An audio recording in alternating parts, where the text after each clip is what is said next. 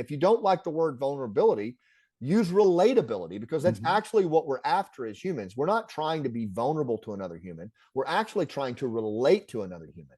So I tell folks, look, if you want to, as a boss and one of your employees just made a mistake, how can I be relatable to them right now? And by doing that, you will automatically demonstrate the appropriate level of vulnerability. That's it. And that's where your connection comes from, right?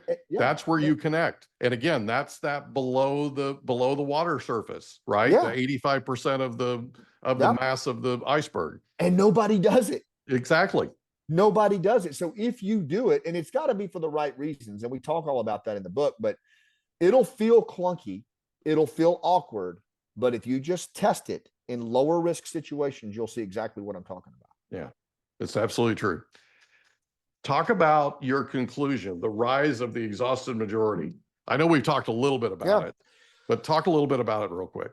In the early 1900s, there was a time period where the country was very similar to where we are right now. You had the haves and the have-nots, the political division, infrastructure was falling apart, and many of the pundits were saying that America was on its last days. And a couple of drunks in Akron, Ohio, Dr. Bob and Bill W., couldn't get sober. All the institutional programs had failed them, and they said, nobody's coming to save us. Let's have a meeting.